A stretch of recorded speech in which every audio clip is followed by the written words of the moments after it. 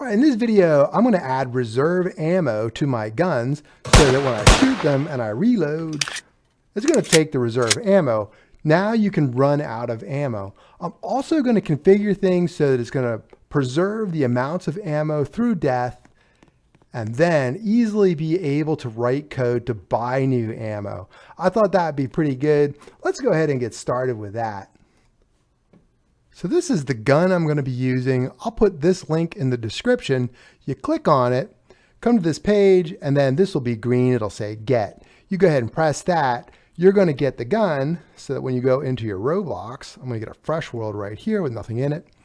Go to Home, Toolbox, Inventory. You'll see this pistol with reload. Drag that into the world. Yep, there's 2 scripts on it. There's also 2 animations. There's a kickback animation and a reload animation. And you're going to have to publish those animations under your account. Let's do that real quick. Because Roblox is funny about animations. You have to actually get the animation ID under your account for it to work in the game. So I put the anim saves from the dummy in here, right? Go ahead and click on the kickback, right click, save to Roblox. There you go. You can go ahead and submit. I'm just going to rewrite my kickback. I got a whole bunch of these and I'll submit. There we go. Get that ID right here. Click that little square thing and then close. Go down to this little film looking thing where it says kickback. This is what we actually use in our code. Go to your animation ID in your properties, Control V or right click paste, hit enter. And now that's your ID. So you can use it. Do the same thing with the reload. Right click. And then we'll go to save to Roblox. And I'm going to overwrite this one too. You can hit submit. You can overwrite. I'll overwrite that one. Submit. Click this little triangle thingy there, or not triangle, rectangle thingy there. ID copied. Close it. Go down to the little film thing that says reload. Animation ID, Control V to paste it. Boom. Now you can go ahead and test your pistol, maybe put it in the starter pack and then try it out. There's our starter pack. Try it out, see if your animations work. I know mine do because it's under my account, but don't go any further until you see those working. Well, you don't actually need those animations for this video, but they are kind of cool. Let's go and take a look at the ammo GUI in our pistol. So I put it in the starter pack, pistol with reload. Let's open it up. And I put the gun screen GUI inside the gun. It gets cloned to the player GUI when you equip your gun. Let's grab that. And then we're going to drag that into starter GUI so we can modify it. There we go. Now you can't see it because we have to enable it. And there is one text label on it. If you open it up, there you go, ammo label. We need to add another one for the reserve ammo. Let's do a Control D, that'll duplicate it. So now we have 2 down here. Let's call this one reserve ammo. Reserve ammo label. There we go. All right, now we need like a frame to put that in to make it nice and neat. Go to your screen, your gun screen GUI, hit the plus. Hit F if you need to get a frame. There's a frame. These are great for organizing UI components. I'm going to call this ammo frame. You can call it probably should be gun frame. Ammo frame's good though. Anchor point's here. I'm going to put the anchor point down here so I can get it in the corner real nice. So on my ammo frame, I'm going to go to anchor point. There we go. Anchor point, I'm going to make it 1 and 1. That puts the anchor point down here. Now when I change my position, whatever value I put in position, this is going to match up to that value, that corner is. So I'll say 0.95 on the scale on the X, 0 for pixel offset, 0.95 on the Y for scale, 0 pixel offset. That puts it in the lower 0.95 region of my screen. Cool. And I'm going to make this size a little bigger, right? Here's a size. On the X, I'm just going to use pixels. That's the second number. I'm going to make that 200. So 200 by 100. Alrighty. And now on this ammo frame, I don't want to mess with the positions for my labels. So what I'm going to do is I'm going to hit this plus sign. And if I use this UI list layout, it will automatically list my components on the frame. So I'm going to drag the ammo label in first, plops it up there, the reserve ammo label into the ammo frame second, and then it makes it a little list. That's kind of cool. I don't want the background for my ammo frame though, so I'm going to click ammo frame. I'm going to go up to background transparency, make it 1, and there we go. We are done, and we're going to change the text with code, so we don't even have to worry about that. Let's close this, close that. I'm going to click my gun screen GUI, disable it, although you don't really need to. It's not going to affect things if it's enabled. I'm going to put it on my gun. Yeah, pistol with reload. There it is. So we just put it back in there. Now what I'm going to do is I'm going to configure my gun with a configuration folder, right? So I'm going to put values in that configuration folder like ammo, stuff like that. Let's go to our pistol with reload, hit the plus, do a CO for configuration, and you will see this in a lot of Roblox stuff like the zombies and everything. This is a popular way of configuring things. We hit that configuration folder. Now we can put like an int value in there, right? It's going to hold integers. And this is going to be for ammo. I'm going to put 3 in there. So I'm going to duplicate these. I'll hit a Control D, Control D. Int value for ammo. We're going to use an int value for capacity. It's going to be the max ammo. I had it as max ammo, but capacity makes more sense. And then we're going to do another one for reserve ammo. All right, let's set those values. So you can set them to whatever you want. Don't make the values too high for testing though. So the value for ammo, I'm going to make it 6. Capacity, I'll make it 6. Reserve ammo, let's make that 10. All right. Now, if we go to our shoot script, this local script, let's go ahead and open that up. You will notice that we have a lot of stuff in here that is operating our gun, but local scripts can be changed by clients, right? It's running on the client computer. You don't want to have a lot of important stuff in here, and we do have a lot of stuff important stuff in here. So we're going to have to change that. We're going to use that configuration to help us. So I have this remote event here for the shoot. Damage has to be done on the server side, but it's not very informative. It's just remote event, but we only had 1, so it didn't matter. I'm going to change that remote event to shoot RE, right? And then I'm going to change that right here, shoot RE, right? And then instead of RE, I'm going to call that shoot RE. I make this lowercase. It's just a convention that I use.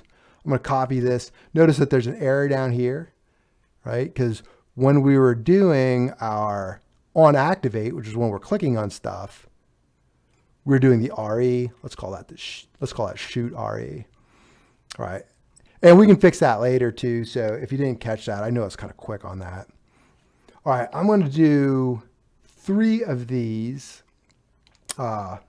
shoot REs. I selected it. I'll do a Control D. Whoops, I didn't select it. Let's go ahead and select it.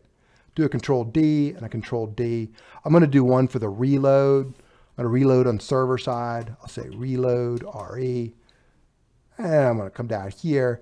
I'm going to do another one called ammo RE, and that's going to be to update my gun with new values when things change on the gun, or like if I equip it or if I buy stuff for it, like buy ammo. All right, so then I need to get variables for those. So I'll do this, Control C on the shoot RE, paste it, Control V, and then we're going to get the variables by accessing reload RE here. We'll call this reload RE. We'll call this ammo RE. Ammo RE. Nice. All right, what else do we got to change? Eventually, we're going to want to get to the cooldowns and stuff like that. but we're not doing that today. Here, I have my ammo label. I need another variable for reserve ammo label. Make that nil. My ammo, I'm keeping track of on the client side. I don't want to do that. I want to do it server side. So I'm just going to make that 0.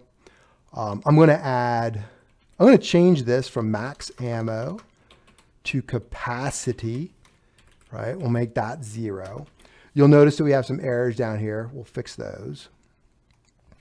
And then I'm going to go through the whole script actually. And then we'll do another one for reserve ammo. Reserve ammo, and that will be 0 too. That should do it for all of our variables. So when we were doing our text updates for our ammo GUI, we were just kind of putting the text in there wherever we needed it. Not really that organized. Let's clean that up a little bit. Let's make a function called update ammo UI so we know what's going on. All right, update ammo UI is going to be something like this. I went down to reload. I'm going to copy this line and reload. Control C, paste it, Control V. This has changed to capacity. And we need another line for the other text label, which was called reserve ammo label. So we have reserve ammo label here. That also has text. I'll call this reserve ammo.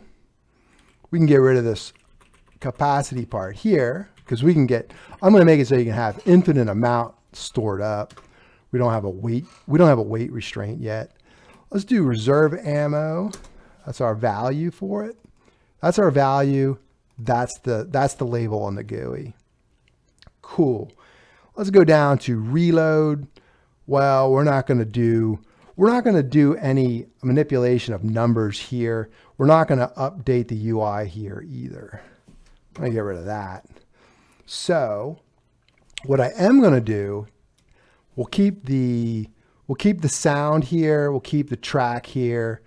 That weight, that could be exploited too, but I think we're good for now. We can change that later. We're going to get this reload RE and then fire server. So we're going to do the reload on the server side. Make sure we have plenty of stuff going on there instead of in the local script. All right, so we have this make ammo GUI. Basically, we're taking our gun screen GUI and we're putting it on the player GUI. This is all going to be fine, except remember we have a frame in there, right? We added the ammo frame. So I'm going to make a variable called ammo frame. Get that from the gun screen GUI. Where is it? There it is. We'll find first child and then ammo frame. Cool. Now the ammo frame has the ammo label. So let's put the ammo label there. And we're also going to need another line for the reserve ammo. Boom. Right? If we put an R here, probably see it. Reserve ammo label. Right? So it's got to be what's on the gun screen GUI, which is on the ammo frame. Let's call this reserve ammo label. Cool. And now we don't need to update the text here. We are going to update that server side once we equip our weapon. All right, on activated. I don't need this. I am going to keep track of this ammo here on the client side because we're already sending a remote event every time we shoot. We don't want to have another one coming back just to update the UI. We could do this on both the client and the server. Just make sure that the server one is the one that actually controls the shooting. This is just updating our UI. So I am going to do, I'm just going to add the update ammo UI call here to update this number every time we shoot. Everything here looks good. right? But down here, now we have something else going on, right? We have reserve ammo. Now two things can happen if we run out of bullets. We could have ammo to reload, but our reserve ammo might be out too. So I'll say if reserve ammo is greater than 0, then we'll reload. Else, what we're going to do is we'll say click. Remember we have that click sound. Play, right? So you're just going to get the click, click, click, click, click. I think that's good for the on activated. And this is pretty safe too. There's not a lot you can exploit. Let's go down to on equipped. That one, pretty good. When we equip though, remember we don't have any values for our client. Let's go ahead and do an ammo RE fire server. And that's going to send values back to update our ammo capacity and reserve ammo. That's all we have configured right now. We have our on unequipped. That looks good. All right, so here we go. These are working. Here, right, we have, this is our key binding for a manual reload when we don't run out. So it only works on keyboard players. You have to wait till the end of your clip is used up if you're on a phone. We have this max ammo that is now capacity. Let's just go ahead and change that. Capacity. And also, I'm going to put this on another line. So we have, if the key is the reload key and ammo is not at capacity, and put that on another line, not is reloading, we're going to add one more thing to that. We're going to say, and reserve ammo is greater than 0, then we can reload. Right? Because if there's no reserve ammo, why bother doing the reload? You can have them reload anyway. It's just not going to get any bullets in it. It's going to be a waste of time. All right. Now down here at the bottom, I'm going to do this ammo RE dot on client event connect to a function that's going to get ammo, capacity, and reserved ammo from my server, or if I'm buying ammo from some external source, you know, for the updating of the UI. I'm going to do this underscore ammo to differentiate from the ammo I'm using in the script. The underscore is often used for like a private variable, right? I'll do underscore capacity and underscore reserve, oh, no D, reserve ammo. There we go. Now I'll update my ammo here, underscore ammo. I'll update my capacity, underscore capacity, and then update my reserve ammo. And let's see, equals underscore reserve ammo. Cool beans. So these right here can be seen everywhere in the script. These right here, I only can see them in my function, and that's why I made them a little different. But now that we have those new values, let's go ahead and update our ammo UI. Cool. And now we're done with our client script. We got to get on the server script here, this damage script. Before I do that, on my client script, I'm going to go all the way up to the top, save some time by copying these variables for these remote events. I'm going to right click, copy. I'm going to go to the damage, and here's that one remote event that we got rid of, right? It would fail. There's going to be an error. So what I'm going to do is I'm going to highlight this. I'm going to do a Control Z, or Control V, I mean, and then have my shoot RE, reload RE, and ammo RE. We're also going to need to get variables for this stuff in the configuration, the ammo, the capacity, and the reserved ammo. So I will make variables here. I'll say local ammo equals, we're going to get script.parent.configuration. I don't think we're going to have any trouble with the wait for child. If you start running into problems where you can't see these before the script loads. You'll have to do a wait for child, but I haven't had any problem with it. We'll just get the ammo like that, right? And then we'll do one for capacity. Script.parent.configuration.capacity. And then we'll get one for reserve ammo. Script.parent.configuration.capacity. Oops, not capacity. Reserve ammo.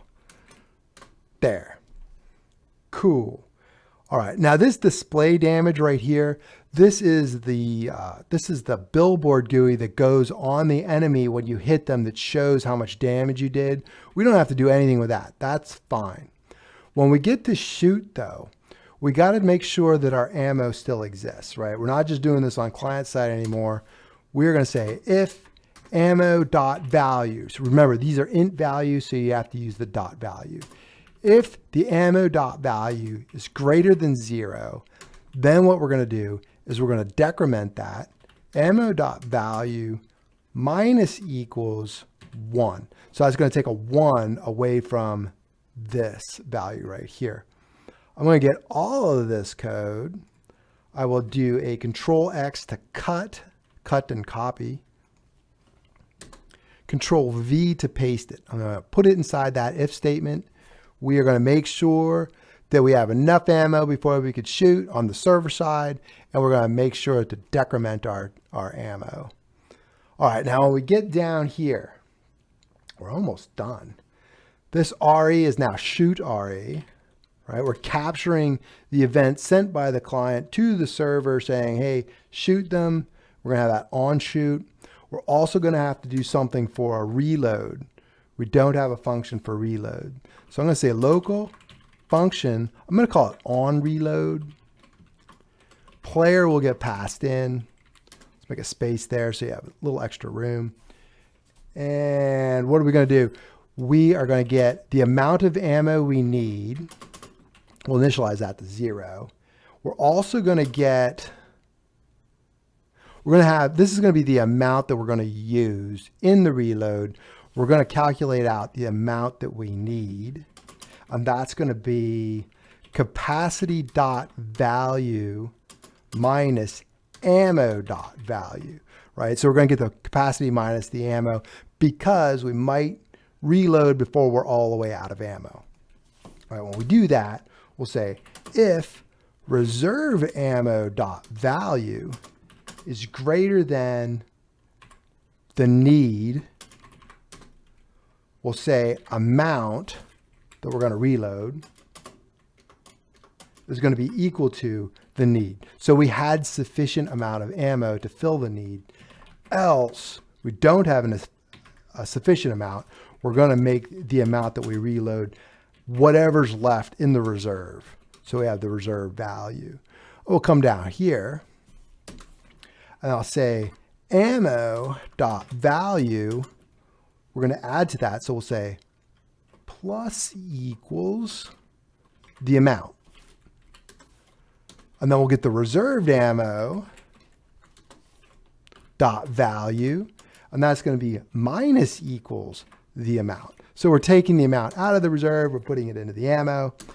Then we are going to send our remote event to a colon fire client to the player with the ammo amount, ammo value, the capacity value, and the reserve ammo value. That's gotten kind of long. I'll put this on the next line. There we go. All right. And then we had that, remember we had that on the bottom, the shoot on the bottom down here, that's capturing that, right? And these variables, and then we're going to update the UI. That's what that's for. Cool. Now, when we do our reload, we're going to have to get our reload RE on server event, connect that to our on reload. And that's going to call this function right here to do our reload, right? So we're listening for our reload event. We also have an ammo RE for when we equip, right? And then the server side is going to catch that. This is going to be kind of tricky. I'm going to do an anonymous function here. Player will get passed in. And what I'm going to do is I'm going to take this value, paste it right here. So when we first equip, or if we buy ammo or something like that, we can use this so that we can update the client side. All right, let's play it, see what we got. 25 minutes, that was a long one. But we did a lot of reconfiguring and we have a pretty safe gun now. Let's see what we have. Let's put our view output and let's pray for no errors. Let's move this down. Boom, shoot one, hit the R. 9, and then this is filled. Nice. Let's empty it out.